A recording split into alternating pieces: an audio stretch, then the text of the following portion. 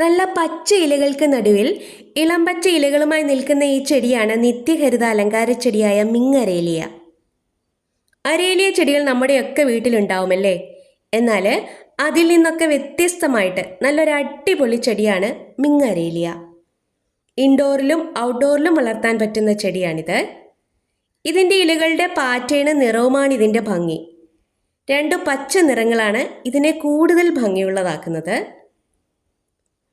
കനകാംബര പൂവിൻ്റെ കൂടെയും അരളിപ്പൂവിൻ്റെയൊക്കെ ഇടയിൽ ഈ ഇലകളും കൂടി വെച്ച് കെട്ടി തലയിൽ ചൂടിയാൽ അടിപൊളിയാണ്.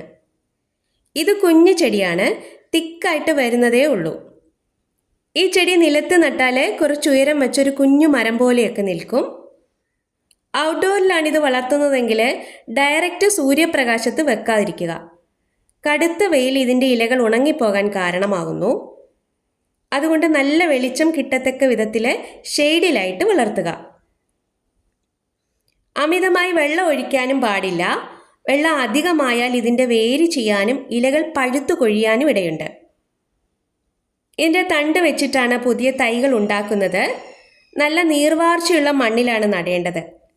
പിടിച്ചു കിട്ടിക്കഴിഞ്ഞാൽ മറ്റുള്ള അരേലിയ ചെടികളെക്കാൾ നിങ്ങൾക്കും ഈ ചെടിയോട് പ്രിയം കൂടുമെന്നതിൽ യാതൊരു സംശയമില്ല. വീഡിയോ ഇഷ്ടമായാൽ ഒരു ലൈക്ക്.